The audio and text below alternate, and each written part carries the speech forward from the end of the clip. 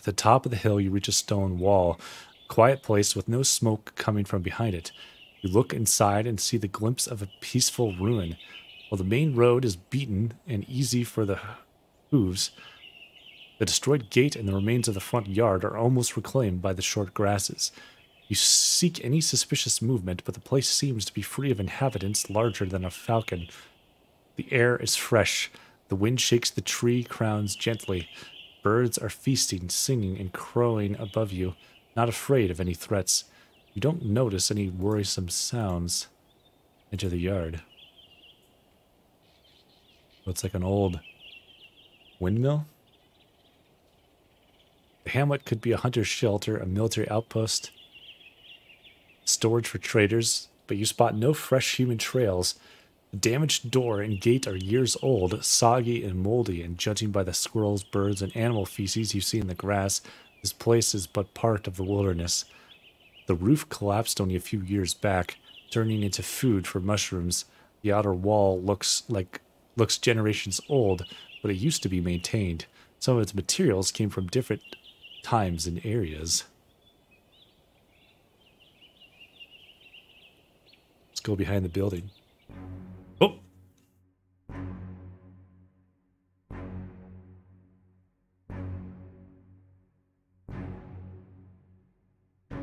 The chaos sparks right after you approach the tree stump. The dusk fox's growl sounds like a hybrid of an obnoxious bird and an infant. One of the animals, standing only a few feet away from you, is jumping and showcasing its tiny sharp teeth and raccoon-like black mask on the little head. The animal, with its thick brownish-gray fur, seems more stout than any red fox. The second loud creature gets onto a table made of a halved trunk. Unlike the first one, it has brighter golden fur. It bends one of its forelegs, observing you with dark eyes, not furious nor scared, rather sad and protective. Its growls turn into a miserable whine. The beasts are not even waist high, but their number may be an issue. There's another sound coming from behind you, and even more in the bushes nearby.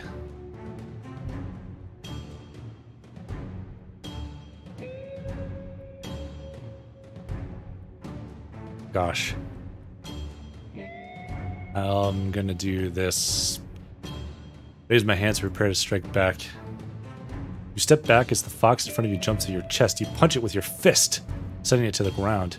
Before you decide to run after it, the golden creature catches your forearm with its teeth, unable to pierce through it. Its weight makes you lose focus, giving you enough time for the third opponent, one that was sneaking behind you, to reach you. Still, you do manage to avoid its bite, scaring it away with a swing of your leg.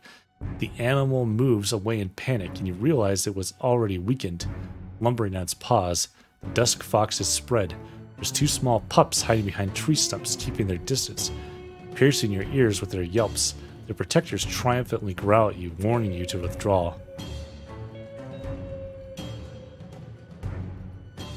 I don't feel like I can afford to fight when I'm not really very fit to do so. Unless I get really lucky, but I'm not a warrior. Ugh, run.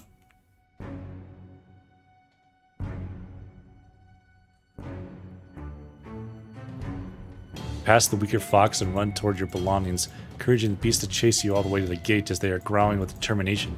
For now, they stay in the shelter filled with pride. I mean, I might have to come back some other time. The place is already abandoned. Let's let them stay.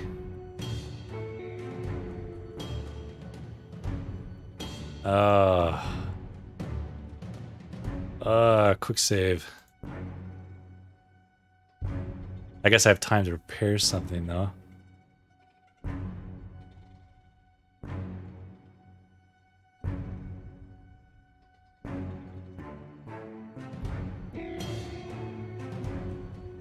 With axe in one hand and wand in the other, you enter the hamlet. The dusk foxes react right away, seeking new positions as they try to keep you in the front yard. The lumbering beast is running to your right, clinging to a wall, hoping to repeat its attack from behind. The golden one jumps on a tree stump, growling at you as it lowers its head. The last one, which seems to be the bravest, remains in constant movement, pretending to attack you, then moving back. Pups stay far behind, relying on their protectors.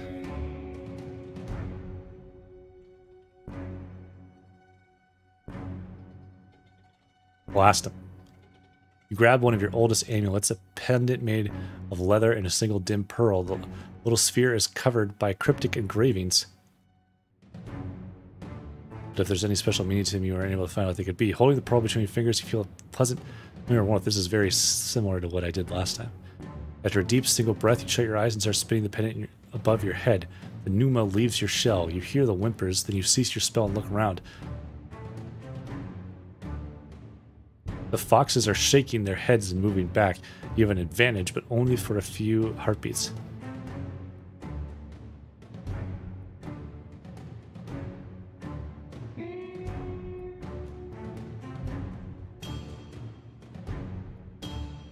I have to be faster than they are and trust my blade. Take initiative. Keep moving. Cut when you have a chance. Oh. The stunned fox tries to jump away as it hears your steps, but not quickly enough. You land a hit and the whining beast moves away, leaving a trail of blood behind it. The weakest fox approaches your leg, while the golden one clings to your armored shoulder with its claws, trying to get to your neck. You're strong enough to grab it and throw it away, making it hit the wall with an unpleasant thud, though your hand also gets scratched pretty badly. Your blood remains cold. The pain scares away the two stronger foxes, and the third one is unwilling to attack you without assistance. You raise your blade, and they wait no longer. The stronger two run for their pups, grab them by their necks, and keeping their distance, carry them to the hole in the wall near the bare tree. They get through with confident jumps. Before the lumbering one disappears into the distance, it gives the pack shelter one last glance. Get back to Peabody. Peabody is swishing its tail, trying to get rid of a couple of noxious flies. Oh gosh, I'm like almost dead. Look around. 8. There's a lot of timber outside the building. They were destroyed by time, with no effort put into sustaining them with tar or oil, now soggy and slowly consumed by the worms and fungi. They are beyond restoration.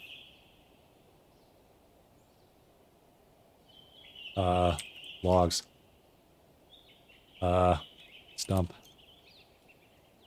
It's hard to say if these trees were cut to use as lumber at this very shelter or to carry them away. The stumps are already reclaimed by fungi and bugs. There's also one trunk that was split in half horizontally, now serving as a table. Molds are covering the dead trees and moist lumber, but as you look around, you realize that the hamlet could be quite a treat for some brave foragers. You don't fully trust your judgment in this matter, but most of the large mushrooms growing here resembles those eaten by you at various points in your life. Worms also feast on some of them, but they are still in fair shape. Worms. Table. One of the hamlet's corners seemingly served as an outside dining area, or maybe a spot to play games and rest. I mean, axes have blades, and whenever it talks about blades, that seems to be what it's referring to. I wouldn't typically call it a blade, but axes have blades. Table made from a trunk, stumps turned into seats, and even an old wooden cup. Now all of these things are getting overtaken by bugs and fungi. This spot is also not so overgrown by grass. The beaten path leads in two directions, towards the bushes and a large tree stump towards the hamlet's entrance. Bushes. Gosh. You start with the bushes growing in the front yard, not finding anything unusual about them, but you stop for longer at those growing next to the rock face. The spot here smells with urine, and as you move the leaves away, you find a dark cave behind them. You can't say for sure what it hides, but you hear no water or draft.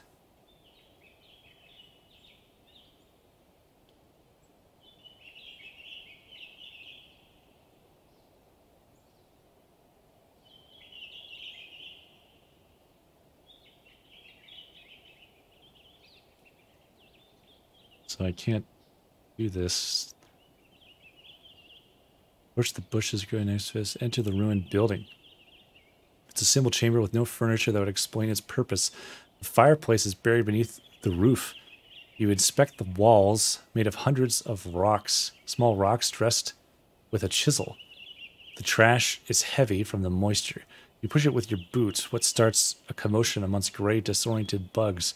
Removing the rubble would take some effort, but for now it doesn't look like there's anything of value left behind. With enough wood, a group of builders could restore this hamlet in just a few days.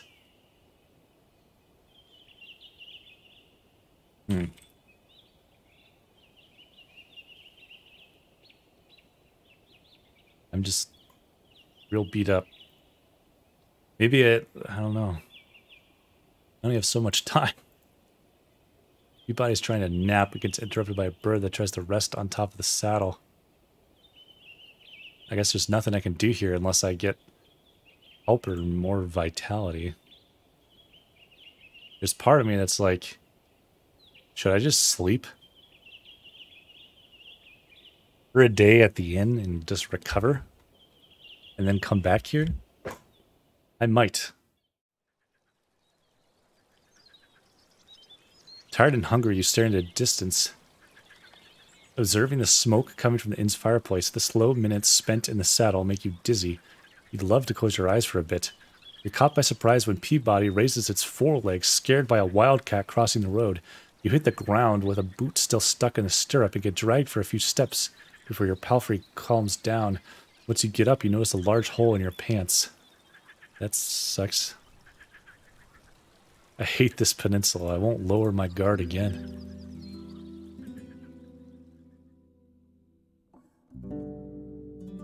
Once you get on the ground, Alon points at the old rawhide you're carrying by your saddle. Looking for a blanket, friend? You find one clean and all and creaks. This one will get smelly soon. The screeching birds are sitting on the logs of the palace. I enter the tavern. You show her what you have for sale, but she waves her hand. Come back with something I could sell at a profit, or maybe hang on the wall. Ah, boy.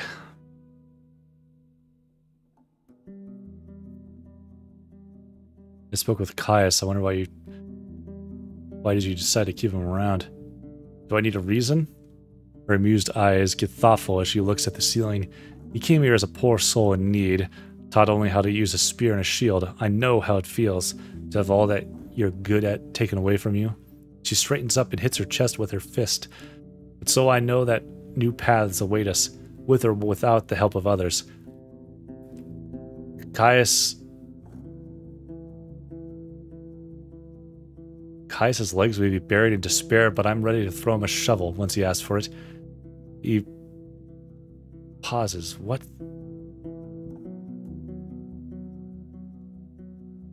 I feel like I'm misunderstanding what this is saying. He pauses and looks up at the window. Though these fantasies of his won't help him anytime soon. He swallows his thoughts.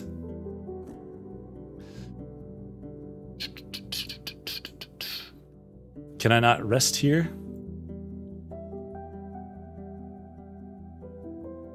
Different traders are interested in different goods. They'll purchase only some of the things they have to sell. Their offers may vary.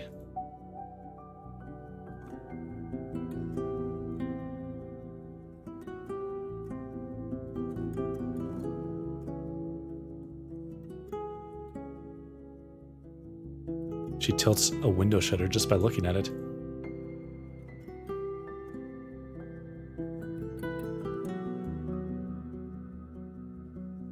Saw a lot of mushrooms at the ruined shelter to the west.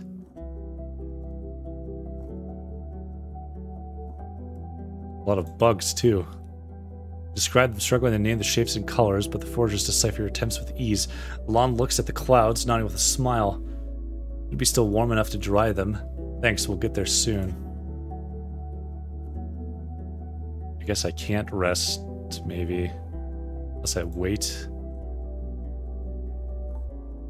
But I feel like I'm too weak. I'll waste the day, kind of. But I don't want to die. I'm gonna wait.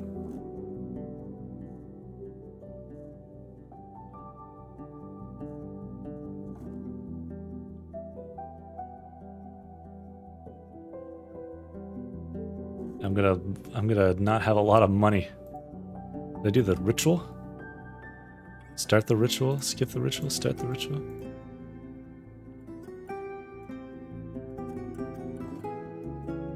So I'll heal more, but I'll gain less magic.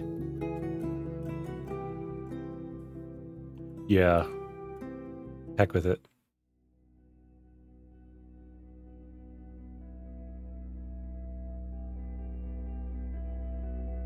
Like most people, you wake in the middle of almost every night. Before your second sleep comes, you spend an hour or two taking care of your belongings, shell, and soul. Some people spend this time with their friends, families, or lovers, but your routine is different. You don't have to take care of essential tasks. Stretch your muscles and work out a bit. Spend some time outside observing stars and listening to wild creatures. Check on Peabody. It's a good time to brush it and make sure it has everything it needs. Best time to pray and think about my dreams. I think this is kind of interesting because I think that's something people used to do a lot, actually, was they wouldn't necessarily sleep straight through a whole night. You'd wake up and like do stuff for a little bit and then go back to sleep.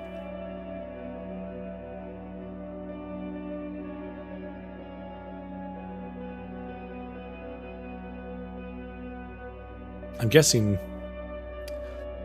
based on how the rest of this game is, I'm guessing there are a lot of different ways you could like end it or do things. And I'm sure one of them could include just going back early. But I don't know, at the same time, maybe they wouldn't let you. They don't think it's sufficient.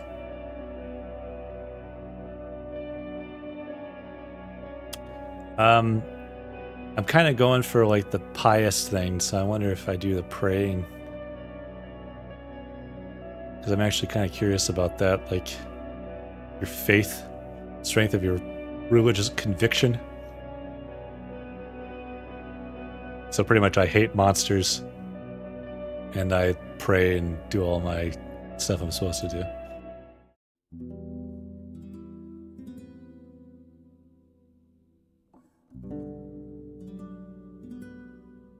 This is the same text we've seen before. We're at 2 at least. I'll eat. I still get a couple of meals that I can take here. At least one more. Another one meal. Old rye bread, a fistful of nuts, a roasted rat, and a mug of acorn brew. Okay, let's go back.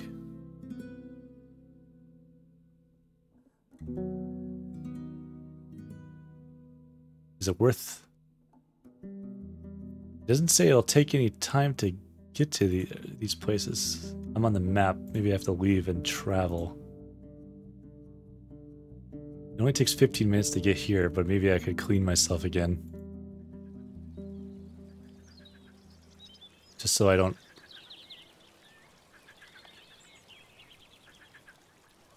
get horrible. It didn't even help.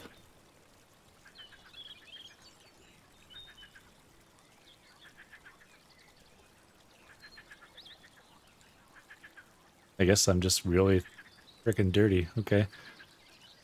Whatever. Let's see if we can clear some of this stuff then.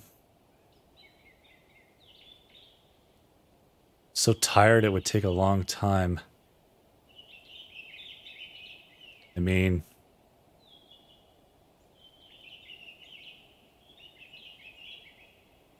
The task involves a lot of dirt, and you disturb whole armies of ants, worms, and bugs of all shapes and colors, which are feasting on wood, thatch, mushrooms, and animal droppings, and one another.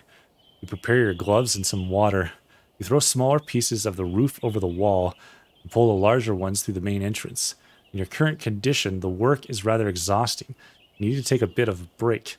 After 2 hours or so, you saw all there is to be found. The wood is beyond usage, but there's also no unpleasant surprises covered with dirt. If necessary, it would be easy to work with the remains. There were some scraps of bones, cloth, and leather among the rubble, as well as a broken club. But the only thing of value found were 2 dragon bones dropped by someone under the wall. Cool. Wash them and put them in my pouch. My journal has been updated.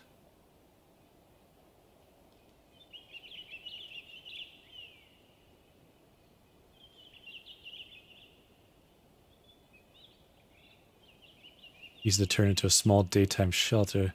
Abandoned watchtower on Eastern Road. Old mine in Hag Hills is flooded. Approach the bushes growing next to the rock face. Get chopping.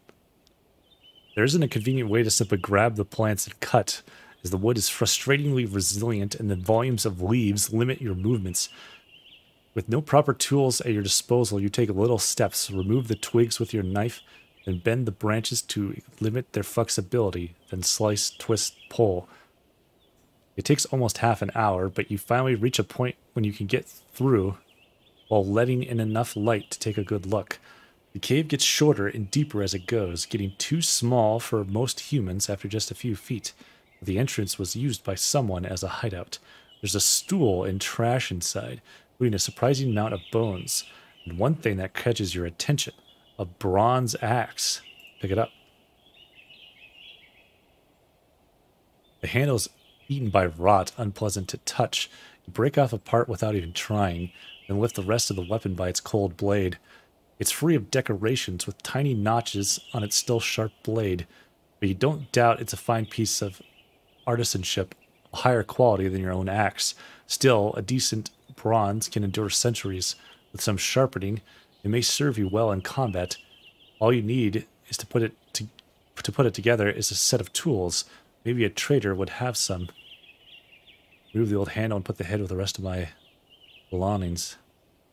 Okay, well, that's cool.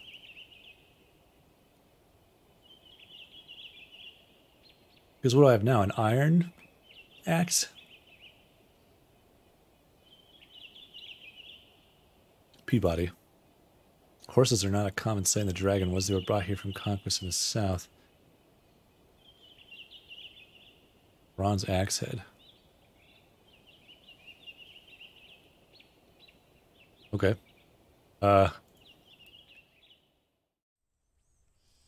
Travel west. Trees on your right get sparser, replaced by yellow meadows and marshes. There are a few lonely birches around, still bearing the signs of tapping, marked with knife cuts tied with cords. Some of them still carry wooden vessels, as if they were simply abandoned maybe last spring. Ooh, before that. A few of the trees are already dried out, and the winds managed to knock them down. As you get closer to the crossroads, the ground gets muddy. Beaten path avoids the wetlands as much as it can. The screeches and hisses mix with the buzzing of insects, and you reach a small pond. There are signs of blood on its bank. The air is moist and heavy and has a hint of rotting meat to it.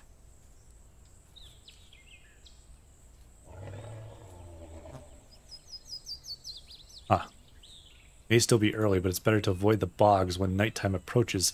Such places rarely have fine roads.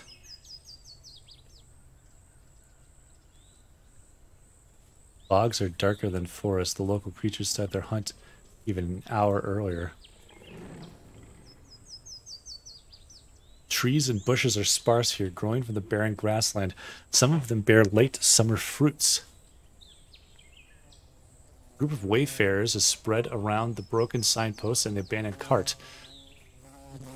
They're skinny but healthy, and are standing upright. They're wearing humble, dim gambesons on top of their hemp tunics and pants.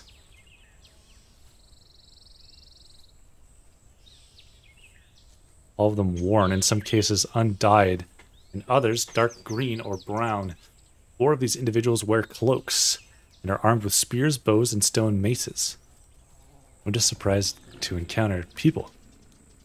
On their necks, wrists, and belts, you spot small talismans, fangs, bones, wooden beads, leather straps. There's also a 5th figure standing a bit in the back with lowered shoulders. Unlike the others, they're hooded, and in such a manner that you doubt they can see anything other than its boots. Their clothes are shabby, torn, but your eyes mostly run to their club.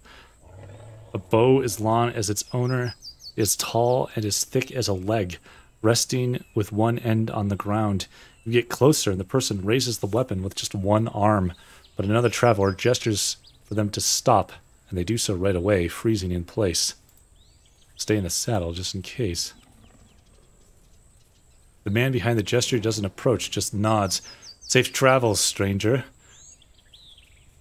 It may be still time before the evenfall. The bogs aren't safe. Better keep moving. You'll find an inn. You try to digest his thick accent.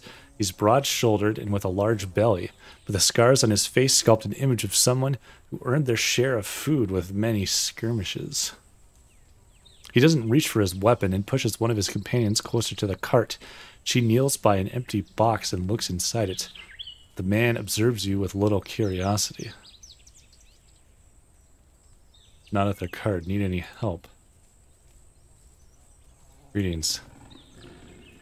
Look at the gigantic club. Hold your weapons close if it makes you feel safer. I show them my own blade. I don't mind.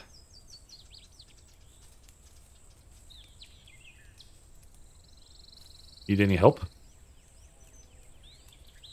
He makes an annoyed grimace. Not really. 'Tis timbers sickening, moldy and wet. We're checking on the place, but seems a bad year for it. He looks at his companions, who simply shrug and spread to take a look at the cart. All of them but one, the one with the bow. Bow. He doesn't move an inch. I kinda say I have time to loaf. Questions ask, but be quick. Don't put us to sleep.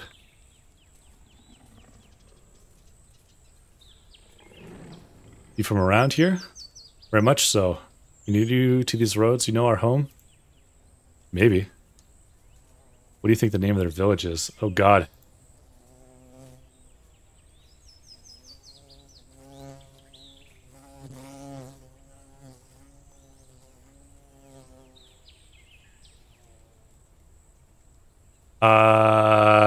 Creeks?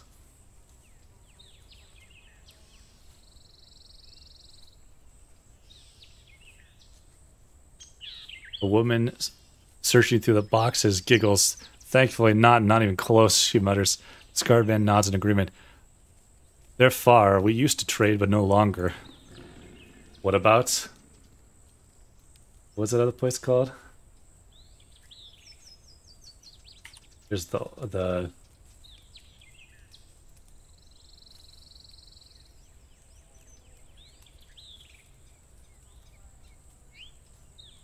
There's Howler's Dell.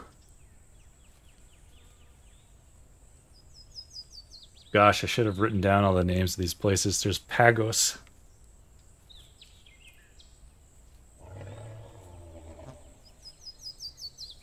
They're close, but no, says the oldest person with the entire group. A wrinkled, skinny man that is looking beneath the cart. We used to be in touch with them, adds the scarred man. Times are different. Well, you tried. He raises his spear and puts it on his shoulders, holding it with both hands. White marshes, 'tis there. He looks at the crossroad leading east. An old place, plenty of stories there, but they don't reach the ears of strangers. I'm looking for a place to trade. We don't welcome many travelers, no hope to see more of them, especially adventurers. We need all the lumber we cut. He frowns. We've herbs, I guess. What can you bring?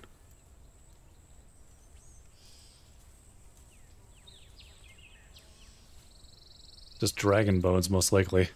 He pretends the young. Not too helpful. Merchants come to us maybe once a year. At least since. He thinks for a moment and sighs. We have most of what we need other than iron, steel, bronze. Bring those. We'll welcome you.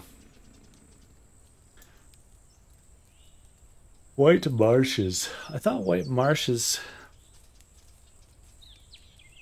was way out west.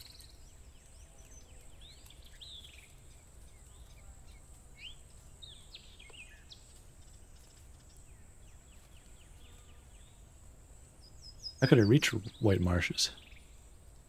It's not hard if you've bones or food with you. Ride down the road, turn left, and take a gift to Thyrsus, the warden of our peat fields. He'll open the creepers for you.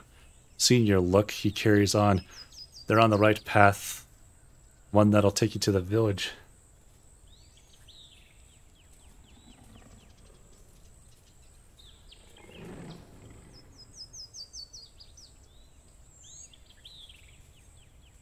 Anything dangerous between here and there? Water hides saurians. Don't let your horse drink. Just stay on the road all the time. One of the women chips in. Don't follow voices or lights. Weird beasts lure humans into death. Don't touch the creepers. What the heck is creeper? Is that a beast? Corpse eater?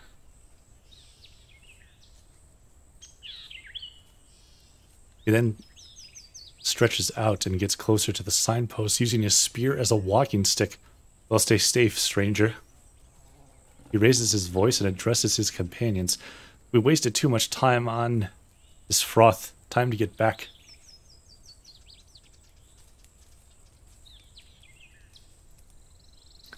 The others prepare their own weapons and join their guide. The one with the bow stays silent until a gentle gesture commands them to follow. They keep up with the rest of the group, dragging the club behind with remarkable strength.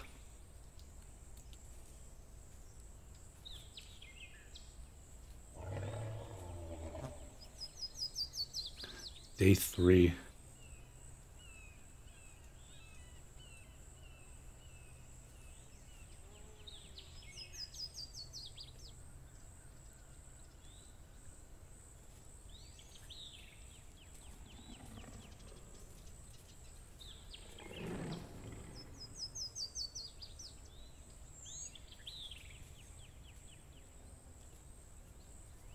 Travel, I guess.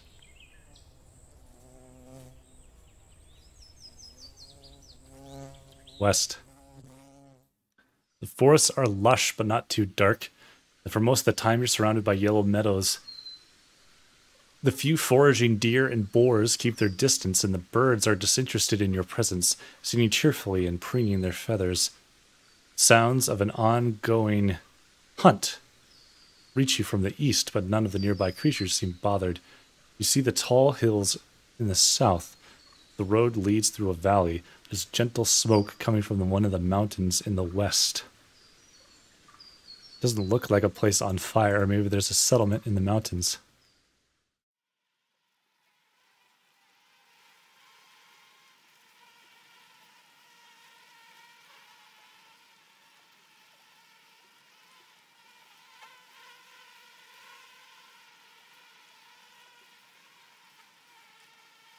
The road leads to a gentle creek, filled with the buzzing of flies, mosquitoes, and gnats. You don't spot any creatures among the tall meadows, tree branches, or rocky slopes. Seeing the shapeless, dark vortex of wings, your body snorts. You're currently on the northern bank.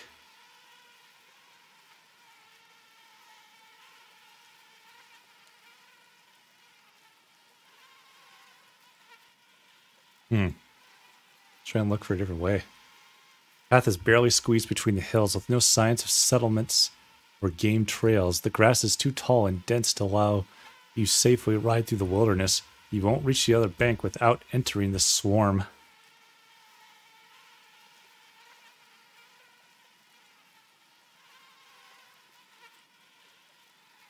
Ha.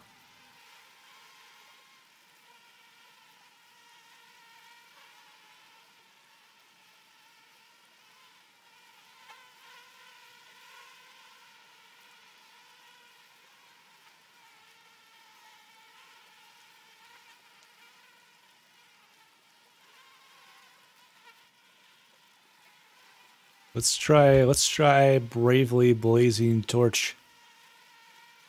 You move away from the creek, get on your feet, and unpack the tinderbox, the wooden stave, and the set of rags, as well as the oil. You assemble a torch. Sit down on the ground, preparing the flint and linen char cloth. Decades ago, before the southern invasion, people used fire strikers made of thick steel, but all you have is a cube-like piece of harsh pyrite. It's not ideal, but good for a couple of sparks. Holding the fire, you get back in the saddle. You swing your weapon left and right. There isn't as much smoke as you expected. Well, let's Put it to test. Great. Once you get closer to the ford, countless creatures beset you, filling your eyes, mouth, and nose, hitting you like squishy, buzzing hail. You ride forward blindly, instantly forgetting about your preparations, trying to get out of here as fast as you can. The insects are sticking with you for much longer than the smoke. It takes a few minutes for you to escape. The red marks on your skin start to burn. You get down out to put out the torch by rubbing it against the beaten track. Peabody swishes its tail angrily as it gives you a reproachful look, pinning its ears back to its head.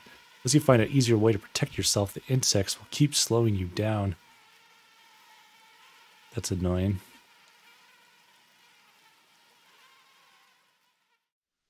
You pass boot prints, cart tracks, pieces of rubbish, cut shrubs, moved stones, and trees felled with tools. The forests on your left and right are thick but not too dark. The monkeys and birds you spot are small, and the larger foraging creatures also keep their distance. The sound of a distant river is relaxingly monotonous. Looks like I can ride in peace for once.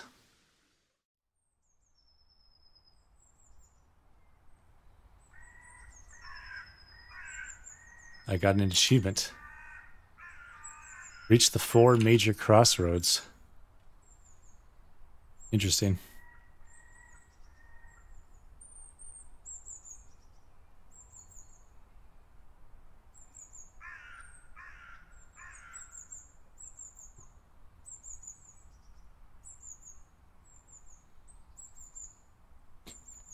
The hooves thump loudly on the beaten track. The green bushes, shrubs, and trees prove that the soil here is fertile, yet the plants don't overgrow the road. These crossroads must be busy at times, maybe even patrolled. In the distant west, you see the mountain peaks dividing the lowlands from the ocean. The road east leads toward the hills, behind which are unusually tall, dark trees. The trail south is curvy, surrounded by hills. You don't see many plants on the horizon. The last path is already known to you. You're surrounded by 4 signposts, all of which seem to be made of the same type of wood, now covered in moss and fungi. Yet the pictures and letters that cover the nailed boards are nothing alike. Approach the western signpost. It's 2 planks attached to a single post, both of them nailed with rusty steel. The lower sign is divided in 2 halves. The left edge is engraved with 4 simple shapes, squares with roof-like lines hanging above them. The other edge bears 2 engraved piles, one of them made of horizontal rectangles, the other of inexact circles. You don't recognize the letters between these 2 piles. The upper plank is covered with 2 short words drawn in white paint, and right below them an engraved vertical rectangle with an hourglass inside it. The left edge is engraved with 4 simple shapes.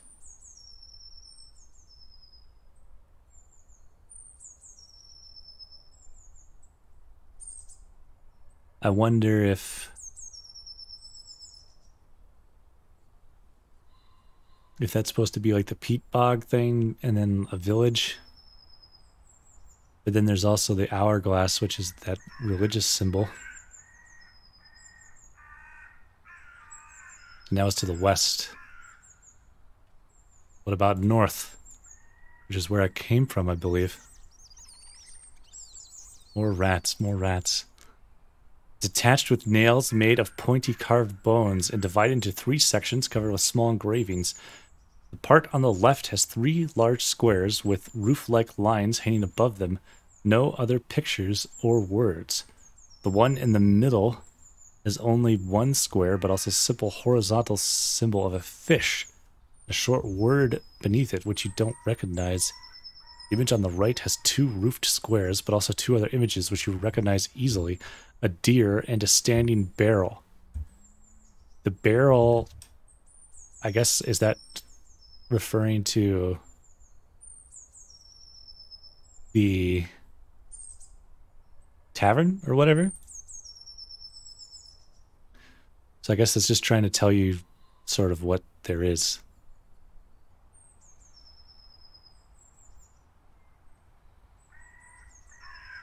So there's some village that I maybe didn't encounter.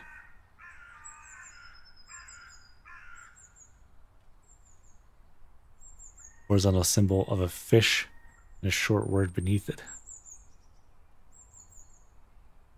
Then maybe that one shack that I ran into, and then the tavern, that was to the north. What about east?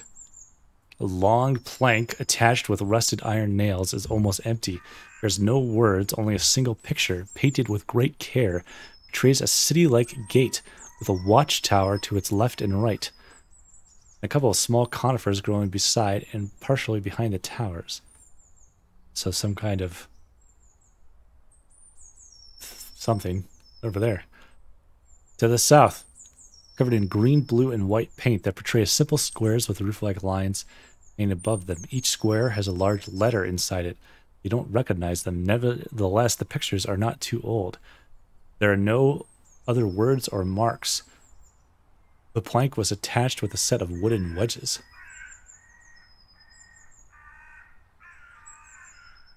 Two planks attached to a single post. Search the area. The thicket doesn't help. You notice the remains of berries and pears, but most of them are already rotting, spread close to the wooden stools at the side of the road. The nearby creek is not impressively deep.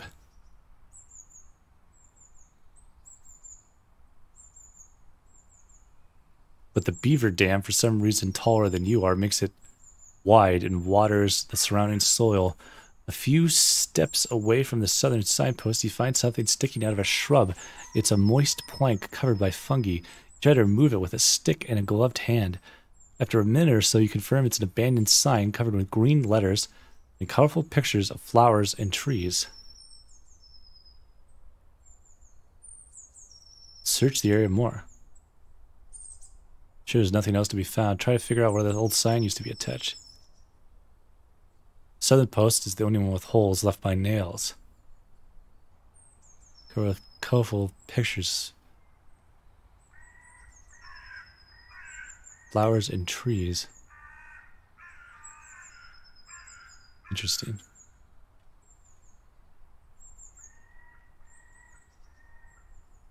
I think I want to go west. Or should I do the loop and try and go south?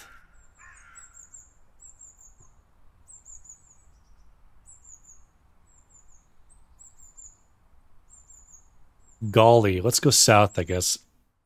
The road is beaten and free of litter and serves your palfrey well. You notice paths along the fruit-bearing trees to your right, and soon after that, you ride alongside vast fields of green hemp plants, taller than you are, waiting for a scythe or sickle. Then there are broad beans, much shorter but healthy, almost ready for the second harvest of the summer. The path ends with a massive wooden gate, stone wall separating you from the glow of lights behind it. Isn't as tall as the roofs, but you can't imagine climbing to its top. There are pretty much no cracks, no missing bricks. A sign of many hours of labor, especially considering how massive the settlement is, as wide as a city district. The birds and monkeys are now just a distant echo, replaced with the sounds of carts, running, hammers, saws, laughter, and shouts. Finally, maybe I can rest here.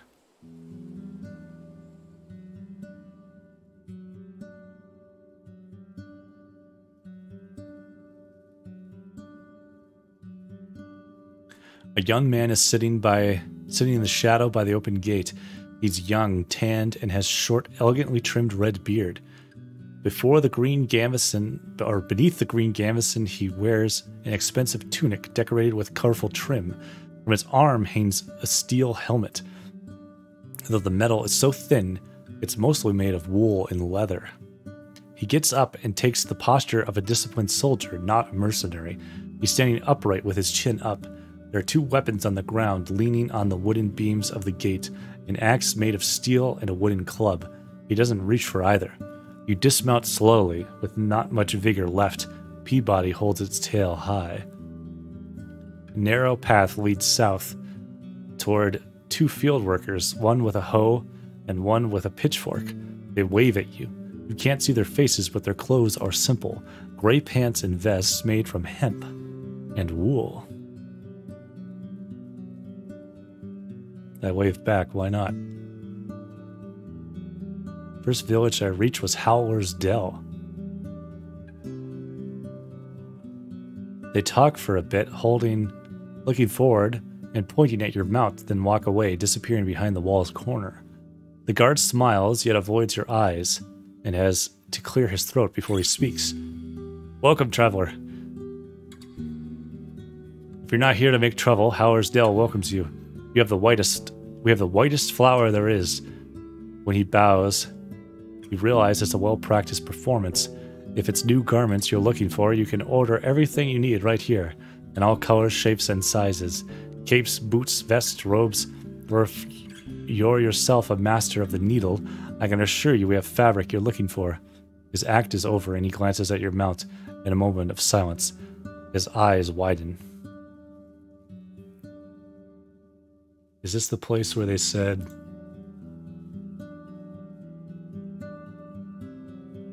laugh at the mayor's jokes?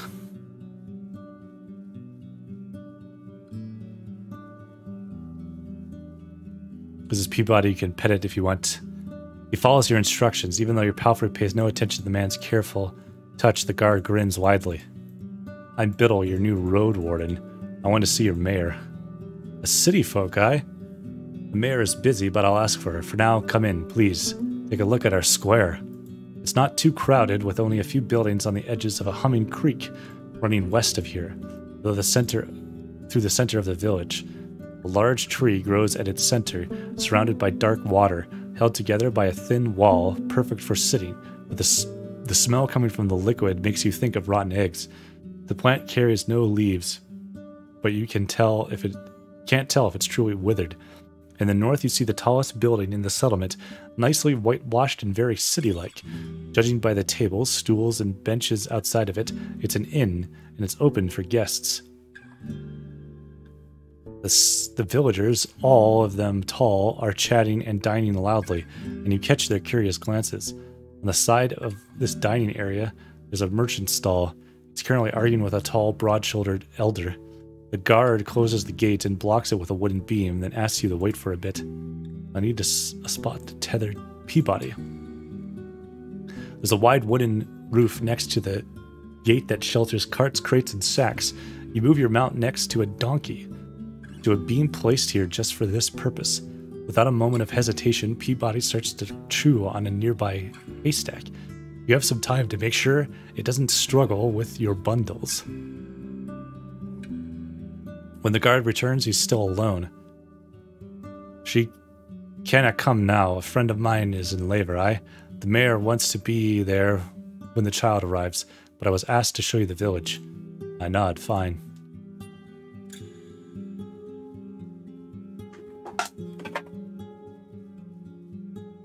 I might be right back again. We've been streaming for almost 5.5 hours. I'm going to stretch my legs and grab something else to drink and be right back.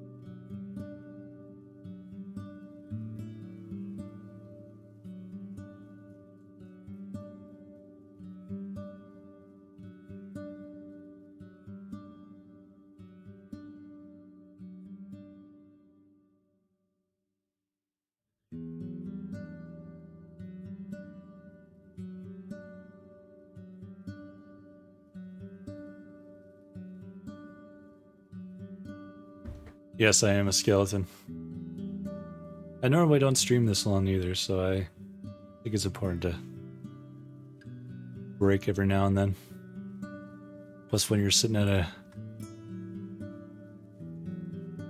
computer all day, it's good to stretch out and hydrate or dehydrate, as they say.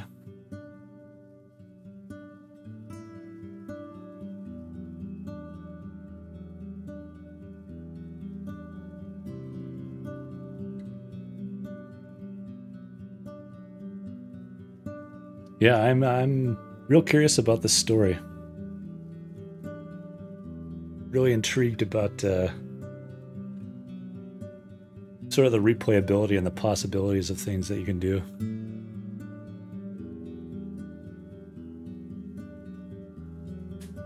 Because you could play it like you were saying before, like you went a completely different direction, I think, based on what you were saying. And then obviously like the religious choices you make and the class choices you make, I'm sure, affect things.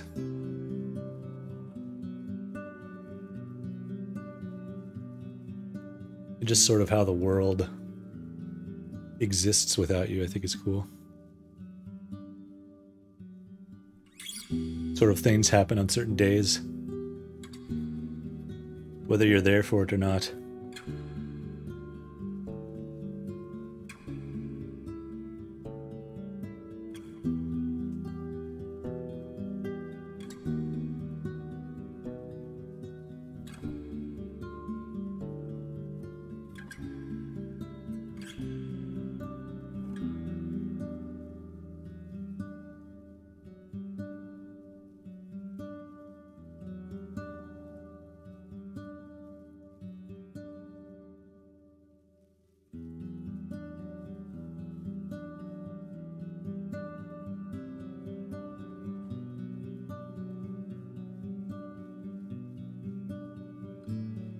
Okay.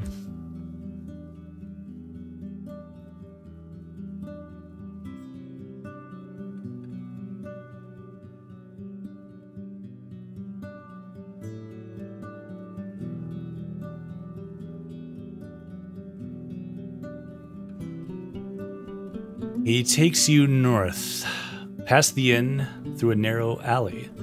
You pass a tiny herbal garden and a pasturage surrounded by a wooden fence. The only animals you see around are a loose chicken and a boar tied to the building, even though you can hear the Malflon's flock in the distance. What the heck is a Malflon? They're like little wild sheep creatures, I guess.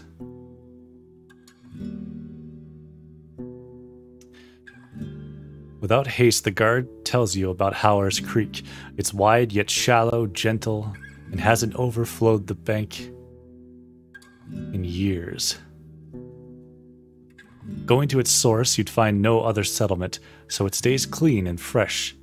But there are hardly any fish in it, so only a select few are allowed to hunt for them. We're the cleanest village in the north, he chuckles brightly.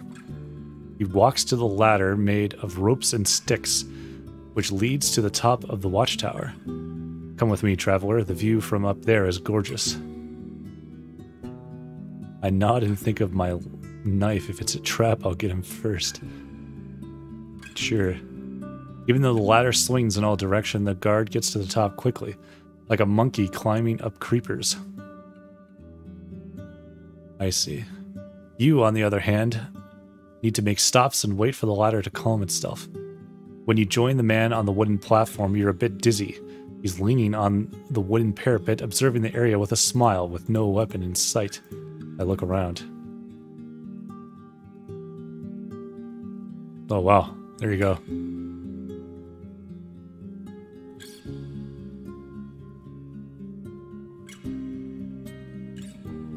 It's cool to see. There's everything in like little fields and stuff.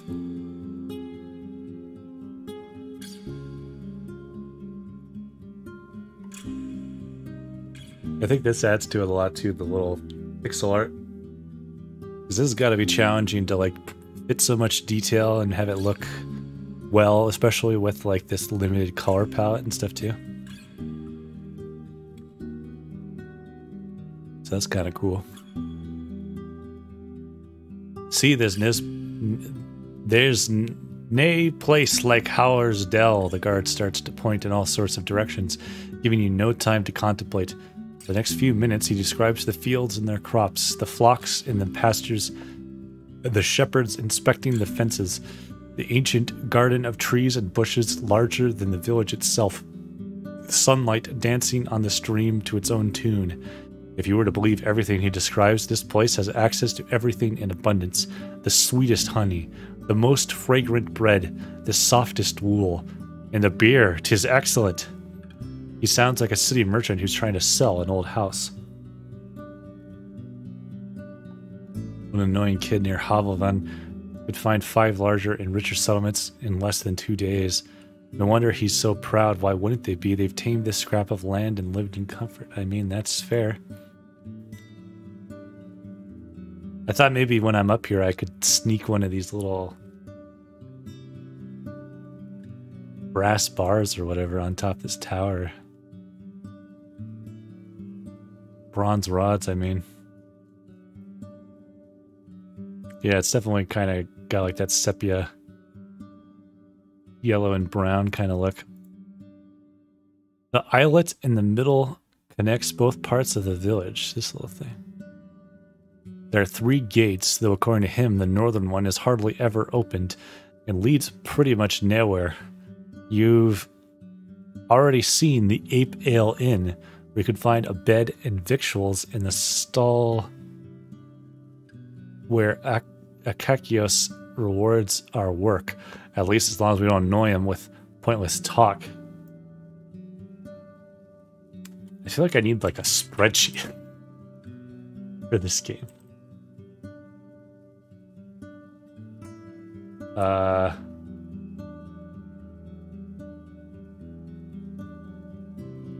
Just like to help organize all the information.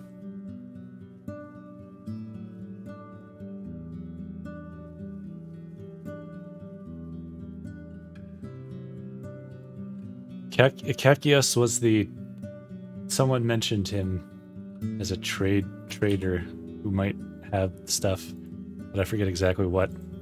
But essentially, he's no nonsense, and that's what people seem to keep telling me. On the opposite side of the creek, there's another white house. It belongs to Bayan. Have I heard that name before?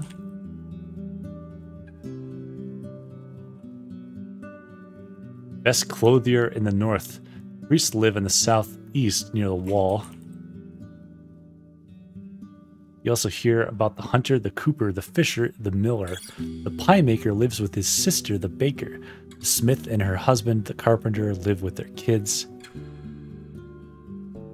Or the name out of context of this game. Oh, I don't know. I'm not sure I've heard it anywhere except here.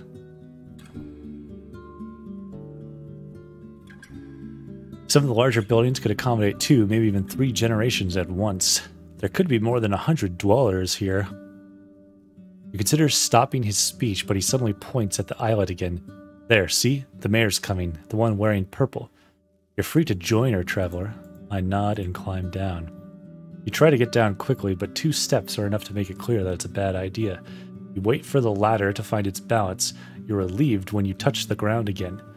The tables in front of the inn are now crowded. The people on stools talk to each other loud enough to help the lone trader hear them. An old man sitting by himself eating a pie with a walking stick leaning against the table. A young woman is cleaning empty mugs in the creek, speaking with a man at least twice her age, maybe her father. I look at the mayor and approach her. Good thing I'm filthy. She's sitting on a chair with a 4-year-old boy on her knees. She's holding his hand gently, showing him how to eat gruel from a bowl. It's not a cheap meal, though. You spot nuts, berries, and milk, and the added honey makes it yellowish. The kid is clean and quiet, and once he notices your arrival, he crams his mouth with a spoonful of oats. Now, love, the mayor titters. Do not get distracted. She rubs the meal off his face. A few more spoons and you'll go help Papa in the kitchen, eh? She gives you a radiant, though apologetic smile. then turns her attention back to her companion. This is the mayor, huh?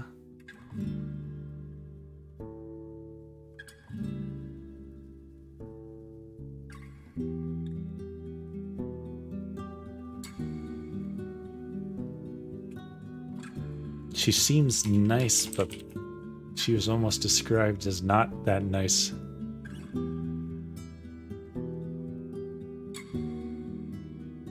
Huh. If I remember correctly. Observe her more closely. Her long, full-sleeved linen dress must have been dyed once in blue and once in red to achieve its dark, fancy purple, which would draw looks even in Havlvan. From her left shoulder hangs a green woolen cape as thin as a shawl. The brown pelt on her waist has a large steel buckle that portrays a running deer with unrealistically large antlers, growing in all directions like tree branches. Unlike her tribesfolk, she's pale, with powdered and rouged cheeks, and her lips match her outfit, though they're a bit closer to wine red.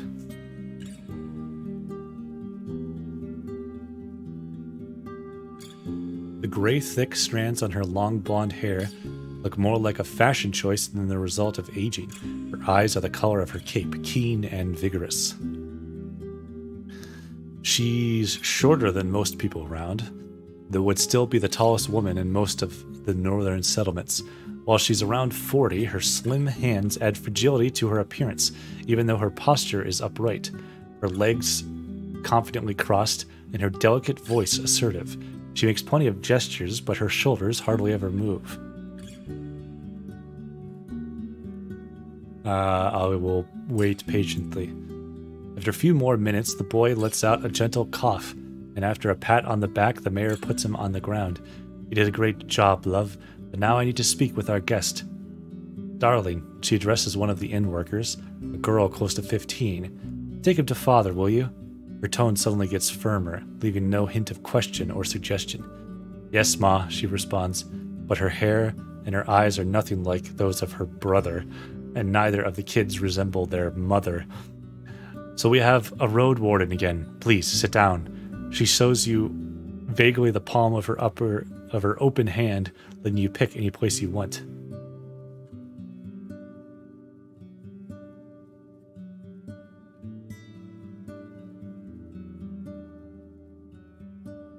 Interesting. Sit right next to her, across from her. Instead of still opposite her, I'm here as a trade partner. Fuck it, sit next to her. Flowing water hits silently the rocks and wooden stakes surrounding the aisle, then splits into two stream beds. In Havlvan, the river is surrounded by tall walls protecting the banks from deterioration, and the water is seldom free of dirt. Here, the smell is as fresh as it would be in the woods.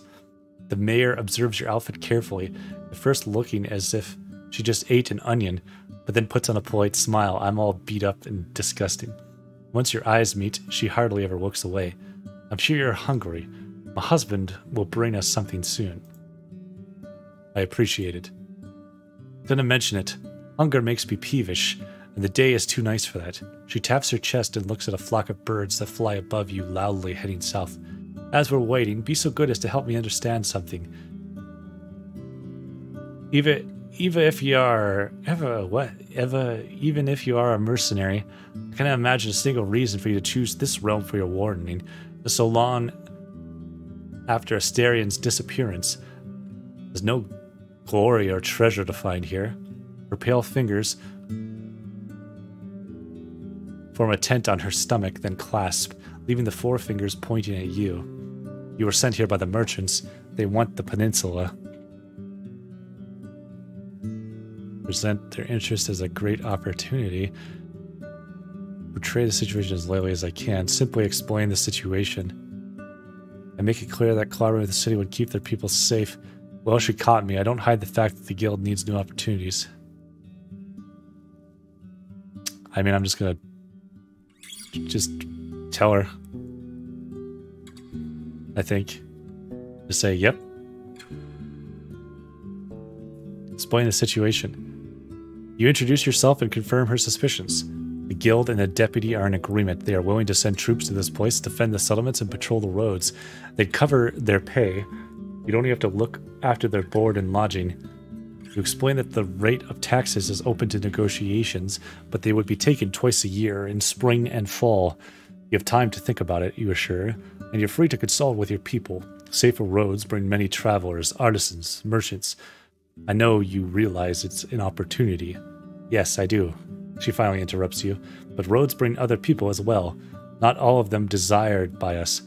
As she observes your palfrey, she twists her deer buckle left and right, left and right. The times have changed, and your superiors were kind enough to send a messenger, not a temple guard with a list of demands. She grasps the buckle with her fist. When it comes to the guild, there's always a catch. Her accent is now almost identical to the one used in this city.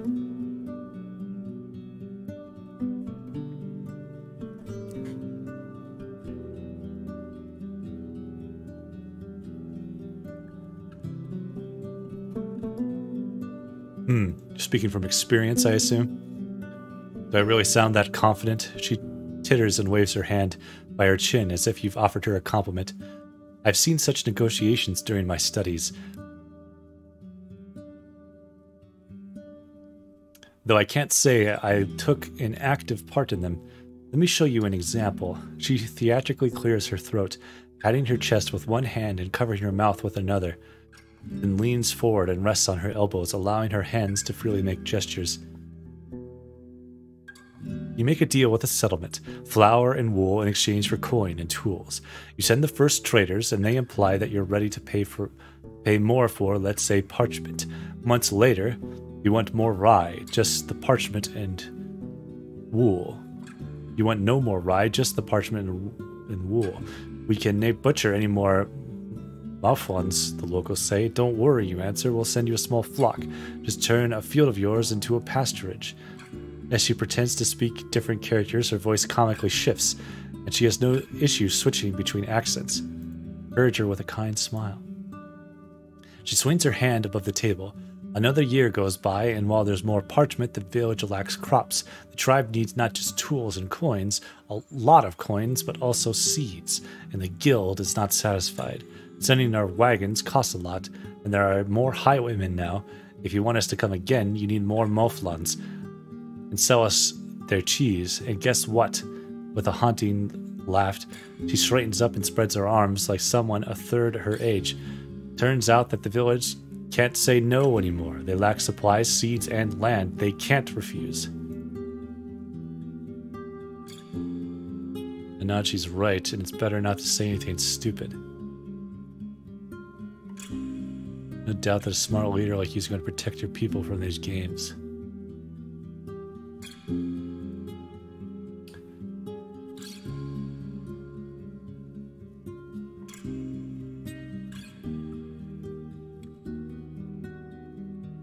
Huh. Oh, how wonderful. Keep the compliments coming. No soul in the square reacts to her loud laughter. But all of that doesn't mean I can counter every single city ploy on my own. That's the good thing about living here with these kinds of people around us. She nods toward two little girls that are carrying a basket filled with vegetables between them. If some of us struggle, we all have to deal with the consequences. We all struggle, but we all benefit. But Havlavan, if they see profit in chopping off our arms, they'll sell them to the first bidder. She gives you a sad glance, but cheers up after a sigh. Let me finish the introductions. I'm Thias, one of the keepers of the Ape Ale Inn and mayor of Howler's Den. I assume it would be convenient for you to take my answer back to Havlavan. She wonders for a moment. Say, when could we expect the first caravan? After winter? Depends on what you can sell and what you want in return. Oh. While the conversation goes on, the food gets served. The refreshing aroma of roasted mutton, covered with thick sauce made of mint, parsley, and honey, tempts you to bite in right away. The juices are sinking into the round trencher, a plate made of simple brown bread. There's also a small bowl filled with chopped red radishes and sliced boiled egg, and the mug filled with cold buttermilk. It's all brought by a few young people, all of them referring to the mayor as their mother. And in the end, the innkeeper shows up to wish you a good meal. He's wearing a clean orange tunic and a not-so-clean apron made of hemp. He politely introduces himself as Erix.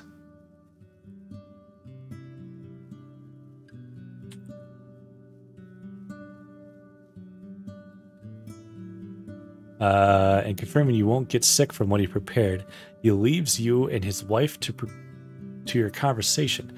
Thias tears the meat into smaller pieces, then eats slowly, often expressing enjoyment with a hum.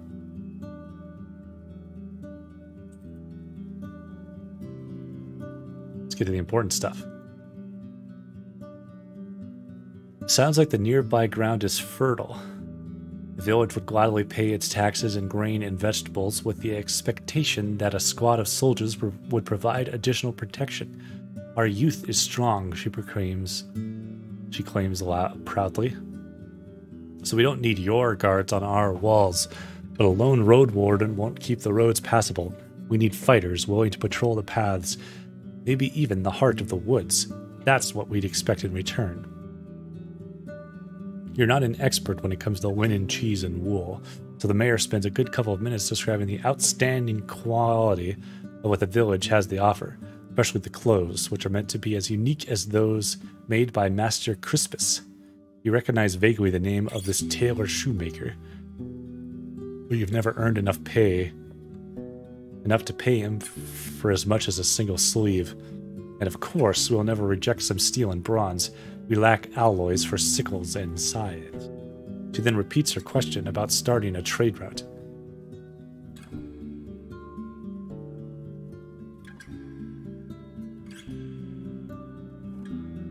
Truth be told, the guild is not sure what the peninsula has to offer.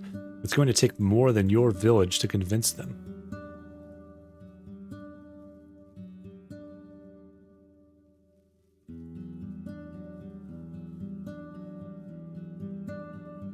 Understandable, but you won't find much in the other tribes. They have barely enough to survive, even after they trade for our crops, where we have the only decent soil in this realm. At least the people of Gale Rocks have salt and barrels of fish, while Creeks sells meat and wood. You haven't been in Creeks yet, the farthest village in the northeast. You could give them a chance. She nods with a smile. They could use your help with keeping their roads safe. White marshes, on the other hand, as well as old Pagos, are close to worthless. For a trade route, that is. She clears her throat.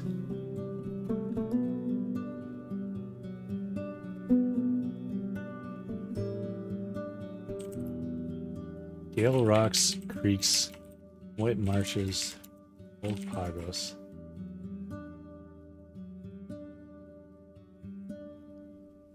Howers Creek.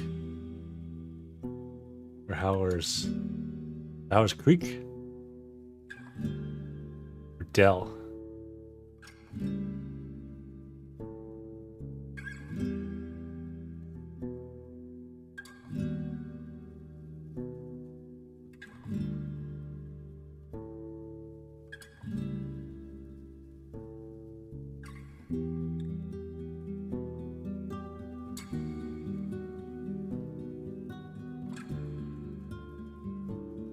After these words, she stands up, walks to another table, and offers her trencher to an elderly man who sits there by himself.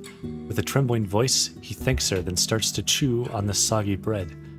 She sits down, wipes her hand into a clean cloth, adjusts the folds of her cape, and once again crosses her legs. So tell me, Biddle, how's Havelvan? I haven't gathered much news since the invasion. As her humble but a starting to look brighter, the harbor is full of life and the kids grow strong. Sometimes better, sometimes worse. Not everyone has their own bed, but the new generation is ready to start their own fight. It's far from great. Children who lost their parents in the war have no trade in hand. There's not enough settlements to send them away. Many people are unable to prosper.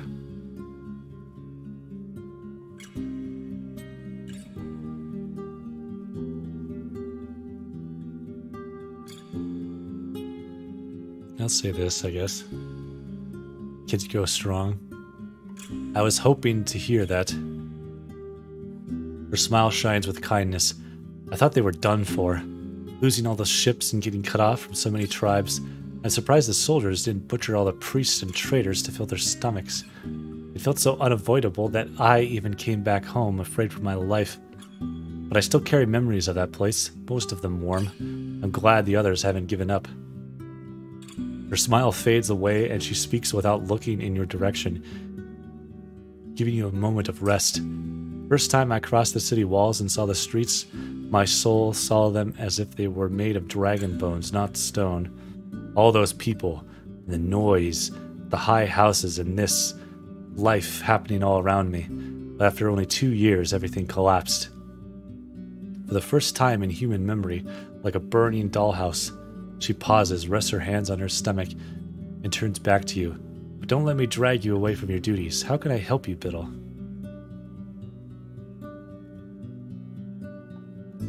Oh, you could hear the clicky keyboard, yeah. Mechanical keys. Trying to keep up on the notes of certain things. I'm looking for Asterion. If he stares you in the eyes, then looks towards Peabody. Is your palfrey a mare? We have 2 jacks. We could use some mules.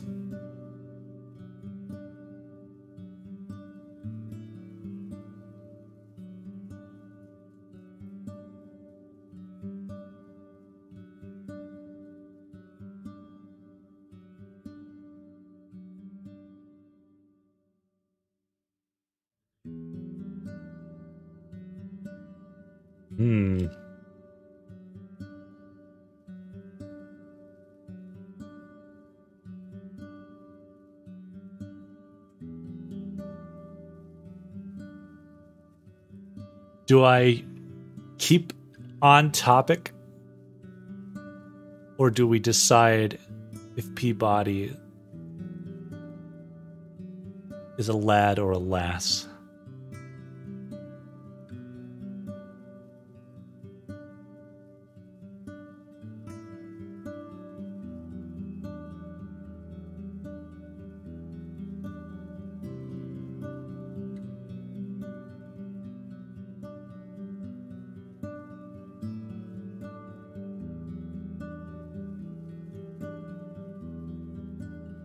I mean, I'm looking for Asterion. I heard you, but he's not welcome here. Her voice is harsh, and I don't know where he went. We haven't burned him or fought his awoken shell, wherever he is. A long pause. It's not our problem.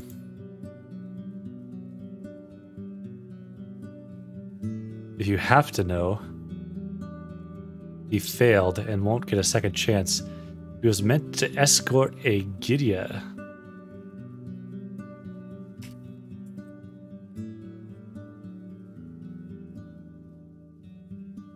Daughter of mine who were betrothed in Gale Rocks. Interesting. Interesting. She was a great archeress, and the road from here to the coast is not that dangerous. When they saw goblins on the road, Asterion ordered her to push through, right into their trap. She touches her deer-shaped buckle. They got jumped like a bunch of wealthy pilgrims. A Roadwarden worth their gruel should know better.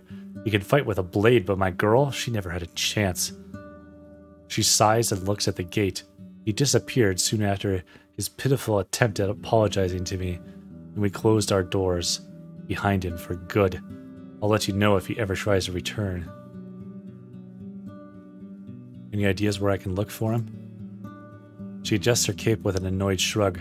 By asking for him in the north, he spent most of his time between white marshes, gale rocks, and creeks.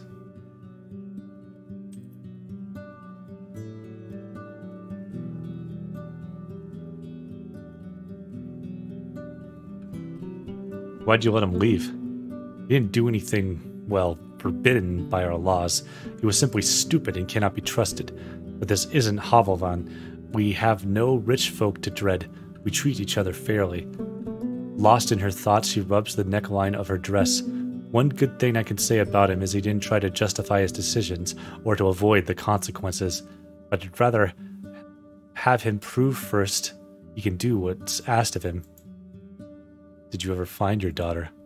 For a few breaths, her green eyes seek something in your face. Her words are careful yet hesitant. She's with the Fogs now. The goblins were after food, so they carried her shell away. One day she's going to charge at our walls awoken and empty. Even though she was a bit mawkish, her heart was strong and patient. She listened to people, was ready to help them and cry with them. I could tell you stories, but what for? Let the dead rest. You have quite a big family. She titters weakly. At one point, there were 12 kids living in our house. 9 girls, 3 boys. They come and go, as it should be. But a few are already with the forest. But most are all grown now, even started their own families. She looks away at a girl wiping spilled milk with a wet cloth. To be perfectly clear, they aren't exactly our children. It's a custom of our village for the mayor to look after the orphans. Thankfully, Eric's has a big heart and much more patience than I do. As she speaks, her smile widens. Thanks for the help. I wonder, back in Havavan, have you spent any time at the backwood corner? It used to be this dark, dirty alley with muggers working even in daylight. I stayed there with Octavia the miller in exchange for doing chores for her. She had this small wooden hut. Yeah, this stuff is interesting that you can kind of like just make decisions about certain things. Since the war, even soldiers have avoided that street. People say it's a home for thugs. You wouldn't recognize it. It's now a respectable street with one of the fanciest inns in the city, the Apple and the Boar. Make you feel like you're in the old days. The Boarhead Inn is almost 50 years old now. No such street anymore. It fell to a great fire. I'll say this. It's a respectable street. Describe how a family of Southerners started a large shipyard right next to the alley, working on exotic boats and unusual shapes. Needing hands to work, they offered food and coins to many local thugs, and with time, more light and stalls showed up in the alley.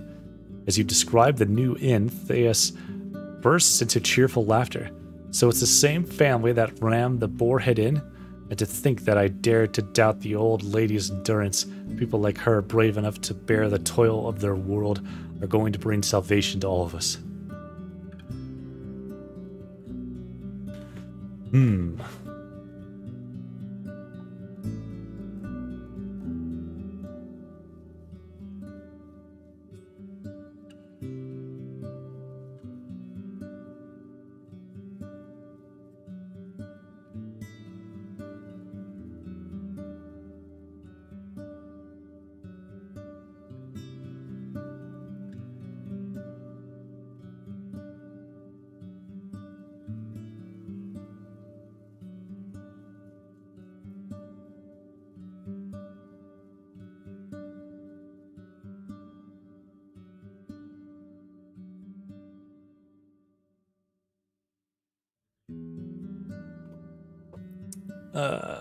What would it take to consider joining Havavan?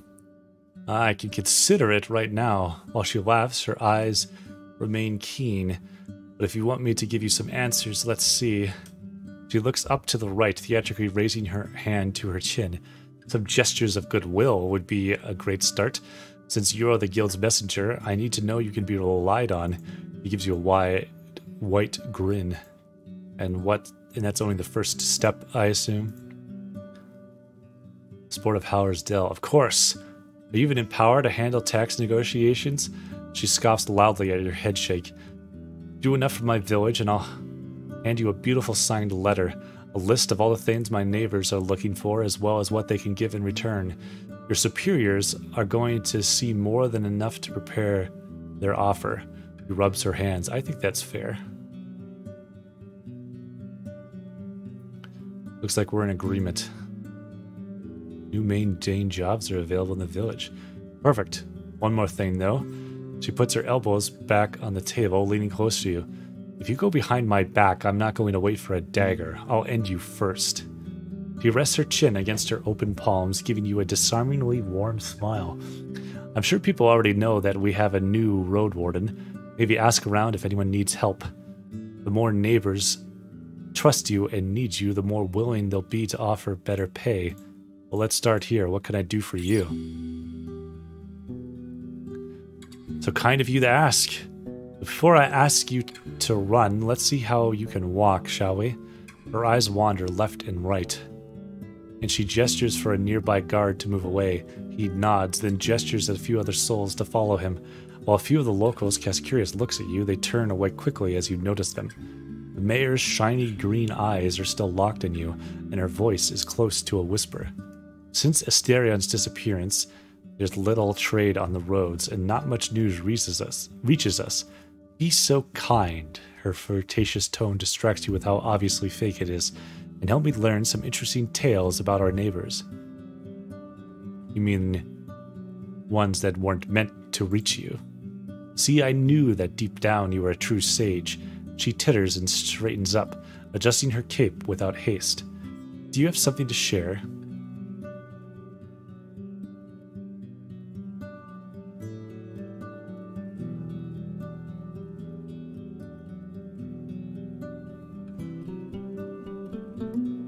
Huh. The soldiers who came here in spring were meant to find a good spot for a new outpost. She smiles widely. You don't say. Knowing that, I'll prepare a few very tempting suggestions for the officials. After she seals her lips, she still lets out a silent chuckle. The squad that stays near the southern crossroads is now nothing more than 2 people. They plan to return to Haviland before fall. Be so kind reminds me of Would You Kindly. Yeah, that's exactly what I was thinking, actually. Would you kindly tell me about all the secrets you know? Since they cleared that camp of brigands, they went so quiet I almost forgot about them. She rubs her chin with her thumb. I'm surprised they've managed to stay alive till this day. Sending such an inexperienced group here shows that the officials misjudged this land. That's all I have to say. Tell me, how do people dress in the cities these days?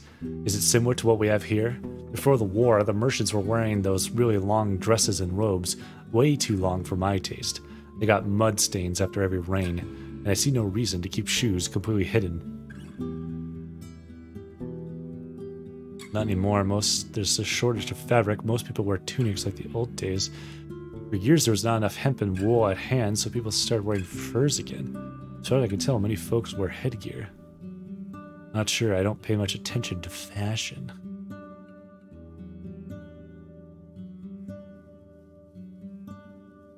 I'll say this.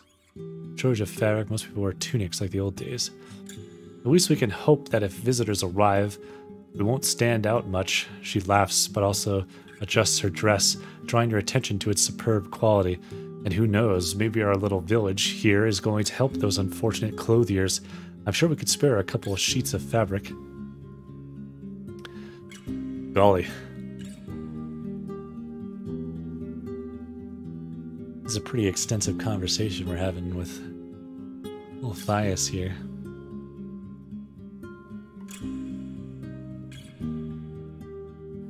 Have you heard of necromancers in the north?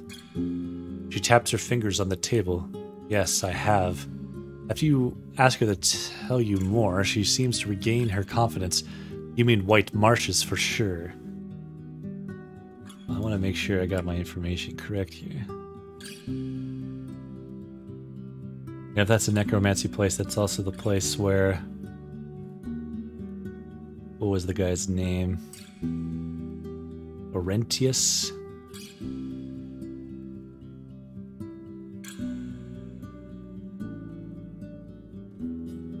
He was a priest. And they also really want iron and bronze and metal and stuff.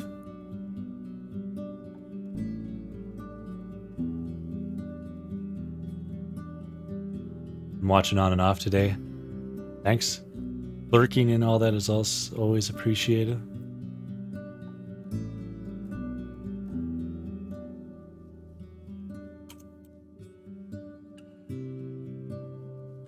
Hope you're doing well. We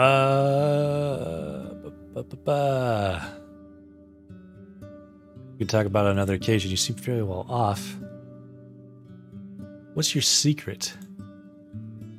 She She reaches for a buckle and her voice grows cold.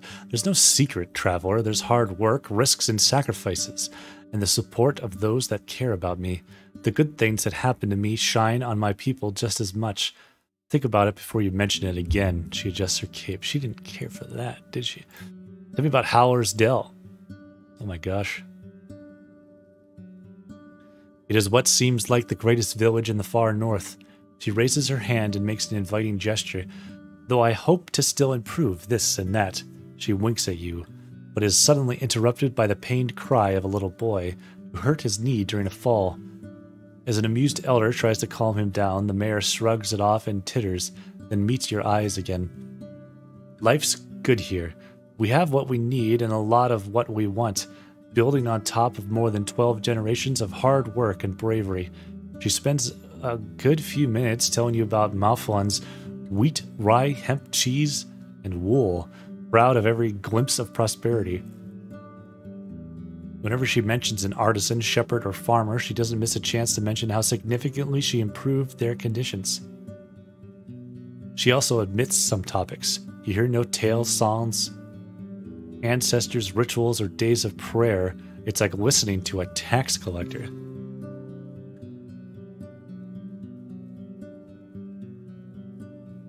Only at the very end of her speech does she mention the wisdom of the elders, now kept in the teachings of the druids who help her guide those who trust her. They heal our wounds and our gardens, she explains, but then changes the topic to all the fruit trees, hairs, and nuts growing in the woods.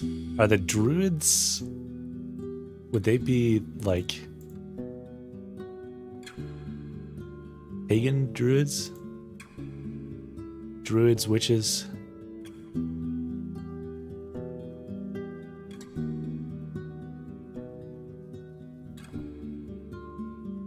When she's done with it, I nod politely.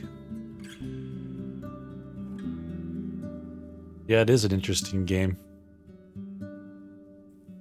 I can imagine it's not for everyone, but like I've said before, the story is pretty interesting.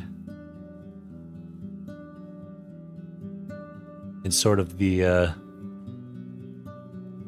I guess you could compare it to sort of like a choose-your-own-adventure elements.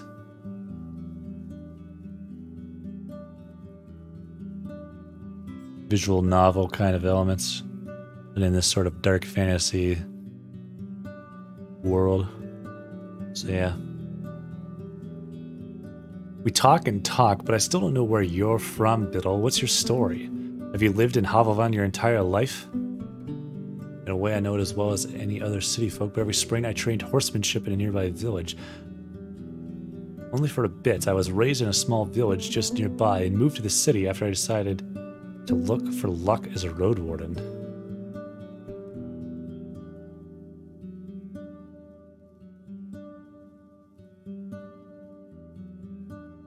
Let's try this, I guess. So I lived there, but I would leave frequently. I was just about to ask about it. I couldn't imagine someone building a stable and a paddock in a place where you can't squeeze in a single new house.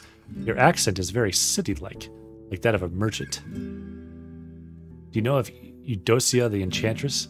I'd like to hang this rod on the watchtower for her. You let her weigh a rod in her hand. It's empty, she says. What's it for? It tracks rain and winds. She's trying to learn the entire peninsula that has the same weather at all times. I think I'm going to be honest. See what she says. A quick save just in case something crazy happens. It's meant to help her golems cover longer distances without going crazy. She gives you a long look, then rolls a piece of bronze back to you. The answer is no. And if any of us find such a rod in our woods, you and I are going to have to talk. I have a desire to wake up in the middle of the night surrounded by her stone army. Do you need my assistance? I imagine without deception, it's going to be hard to get those rods in populated places.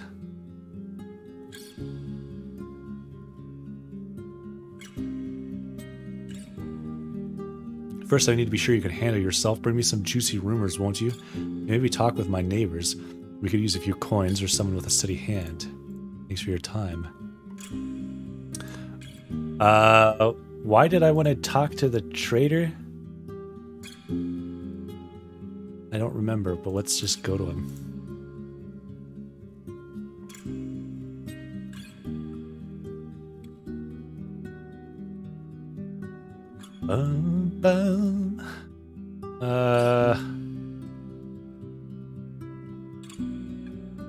Oh. Sorry, I was reading something else. The man behind the counter is inspecting a sack of white flour, mumbling to himself and occasionally cursing. The other locals walk away, giving you space to talk trade in peace. Weevils. He points at a little dark blue insect that's trying to flee. Shit me fire, 'twas ground a few days ago. They pies for us tomorrow, looks like. He puts the sack on the ground. I'll take care of it later. A Roadwarden, If the mayor cared enough to see you, and kids are lining up to look at your horse, strangers are like ghosts to them now. He's wearing a simple brown robe with no hood, a rope instead of a belt, and a modest trim made of green thread. Barely reaches below his knees, revealing his sandals and crude pants made from linen. At the same time, it's way too large for him, and hangs from him like a bag. He looks like a poor vendor from Havelvan. He stands sideways to you with legs crossed, leaning on the counter with one hand and keeping the other one on his hip. He's around 40, short and a bit greasy, with a humble beard and hair. His fingers are unusually long.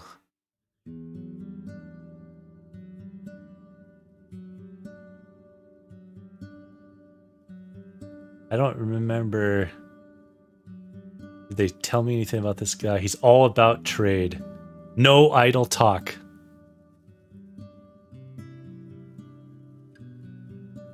I'm looking for a trader.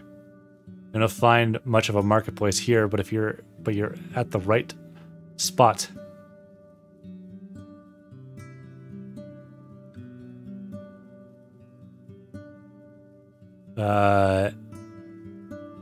Everyone brings here what they have in abundance, and I either sell it to travelers or divide it among the workers, builders, and artisans. These things here are not mine. He runs his eyes over the crates and barrels, and I would not call myself a trader. I'm just Akakios, but I can show you our wares if you want. He smiles gently and looks towards your pouch. Our shelves are getting covered with dust. We could use some dragon rings or treasures. My neighbors will look at you with a kind eye if you bring them new. How do you say? Commercy? Commerce. He nods. Right, something like that. I might have goods to sell. Surprise me. Spider silk? They're all about crafting stuff. Was there a guy that was specifically a clothier? Bion? I feel like the bronze axe head, I could get a better axe if I kept that. Golem rods. I could just sell them and not worry about putting them. What does he say? 2 rings for 1.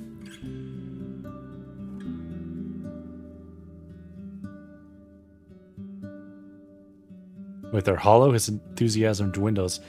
Even if this is fine work, we'd rather melt it. I'll give you 2 rings for 1.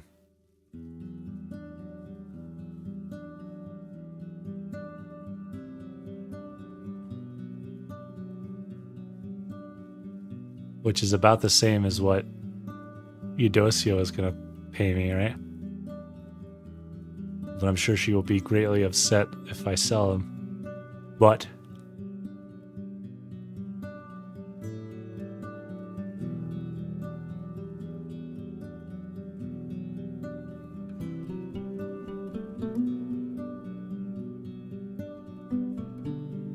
I only really need to plant 4 for her to be satisfied and pay me anyway. Heck, take them. I could sell the rest of them, I guess, too. How many do I have left? 5? I'll keep 4. I don't need furniture or barrels of food. What do you have? Anything to use for a traveler? Tis hard to say, what do travelers need? He clears his throat and turns away to have a look at his store. Some of the crates and barrels are empty. They carry an assortment of odds and ends. Tools made of wood and stone, pots, mugs, seeds, vegetables, fabric. It takes him a few minutes to look through the wares. He puts 3 packages on the countertop. As he unwraps the first one, you recognize what it is by shape alone. Tell me this is not a beauty. He chuckles and lets you hold the shiny battle axe. The haft is long, but the head is light. I know what you're thinking. Your eyes say everything. He praises the weapon loudly, but you barely listen to him. You see your reflection in the unused blade, as sharp as they get. You're not a smith, but you see not a spot of rust. When you take a swing, it takes hardly any effort. The leather straps holding the pieces together are just a decoration, and the handle is as smooth as glass and perfectly fits into your hand. You like it, Now I doubt you can afford it, but do not worry. That's not all I have. Take a look at his stuff. His long fingers tap against the parchment windows of a lantern. Its frame is cheap, made of oak. 'Tis glued and 'tis quiet, he says, while shaking it in the air. Not as fancy as the iron ones with oil, but you can carry it in caves without luring all the corpse eaters and goblins. Perfect for a traveler, just take a look. Inside the lantern you find a place for a candle. Not a great match for people living in wooden houses. Hide and glue are not easy to make, but I will not ask you for more than 4 rings. The last sack is as wide as a saddle and 3 hands tall. It contains a whole bunch of undyed linen sheets. We usually keep them for traders, but we could use a few dragon rings, and who knows if there's ever going to be a next caravan. He gives you a long look. Interested? Depends what you want for it. A valuable commodity. I have 11. A steel battle axe. We need 16. Wooden lantern, primitive but convenient. Gosh. I assume if I do go into some kind of cave or something, then maybe that would be real useful.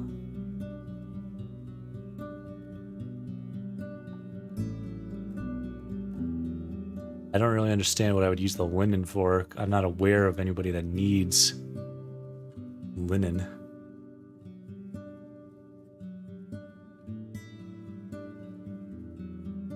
I guess I'll go for the lantern. If I sold, I could get the battle axe. Hold on. Here's the thing. What will you give me for the bronze axe? Because if it gives me 5, I could just buy the steel one, which is better than bronze. We do not really need more of these. He observes the head with curiosity, but pushes his back at you. Sure you don't want it? I could give you a handle and a wedge. You'll have a fine weapon in half an hour. What do you want for it? I don't know. He puts his long fingers on his stomach. Maybe bring me a dry meal, I'll pass it to a hunter. Or for 1 food, I could just get the bronze battle axe. Huh.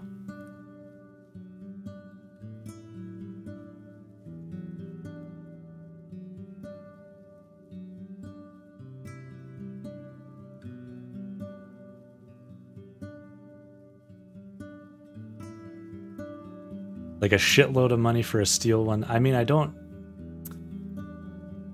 I'll give him food and get the bronze axe. And then I still got all that money to spend on other stuff.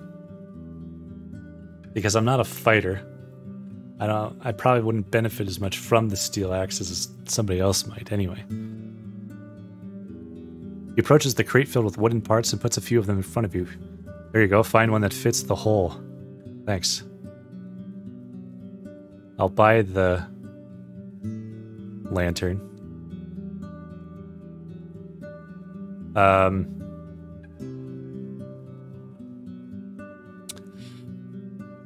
What can you tell me about Asterion? That ever though he was here more than once, he didn't leave much behind, smelly hoarder. He looks around and spits on the ground. At least he bought a blade from me. Remember what blade it was? Sure, it was a special one. A sickle sword, with a tip wider than 'twas the grip. Long as from fingertips to shoulder, na a sword, na a knife, single-edged. Brought his own steel to melt for it. Was it good for fencing? Or for cutting bushes, creepers, roots? It will not fell a tree, but 'tis a fine tool. He nods to a passer-by, but his smile disappears as quickly as it had shown up. Pathfinders use it. Well, Pa used to have one as well. He chopped nuts with it. Nuts and mufflins. So he took it to the wilderness. He shrugs. Pretty much everywhere. There are hills from here to the coast and bogs in the north and the heart of the woods. Can I help you with it?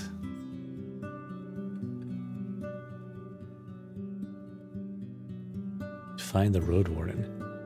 Bought a sickle sword from him. Pathfinders use it to cut through thickets. I see.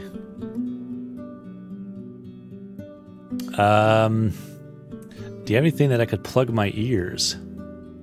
Add wax earplugs to your travel set. Yeah, you could just avoid them, I guess.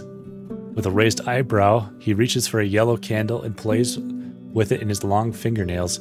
You know they eat plants, no meat. Should not be too dangerous for a warden with a mount. Lend me your axe. He cuts off a few chunks of wax, removes the wick, and gives them to you. Here, roll these in your hands, warm them up, make a shape you want. That works. So wait, do I have a bronze? Oh, I have to spend time putting it together. Sure. Bronze axe. You gather your tools and let your mount relax for a bit. The entire process or procedure takes you almost an hour. The kerf saves you a lot of time, but using the simple wooden logs and surfaces to put the head in its new place takes a lot of effort. And you do your best to make sure the wooden wedge will get to the bottom of the cut. At one point, you're almost sure it's all for nothing, but the next good hit eases your thoughts. The wedge squeezes in, and just in case, you tie it all with a cord. You take a few swings, then strike a log. The weapon holds. Sharpen the blade and put it with the rest of your equipment. Wonder if I could sell this simple one then. Can I do that? You won't take it. I could use a job. Know what? There's something urgent. I need a medicament for my daughter. Not that she's hurt or anything. He raises his open palms as if to show he's not holding a knife. She's a teen, wants to start hunting in the woods. I couldn't teach her much, but I'd sleep better with her having a healing potion. You have, he hesitates, almost 7 days. Bring me the potion before the last dusk and I'll pay you 5 dragon rings. Oh. Where can I find such a potion? I'm gonna think of 2 places. The safer bet is behind Old Pagos, on the mountain of the crazy monks. Crazy and boring, more boring than a mufflin, but they often brew with Numa. You also head south, east of the crossroads, behind Pelt of the North. I've never been there myself, but you'll find a dolmen there, as old as a city, and this. He reaches for a clinking pouch and pulls out a massive iron key. It's meant to open some secret passage there. Interesting. How do you know about this secret? From a merchant. She's from south of Hag Hills. I was meant to pass the key to her friend, but he never showed up.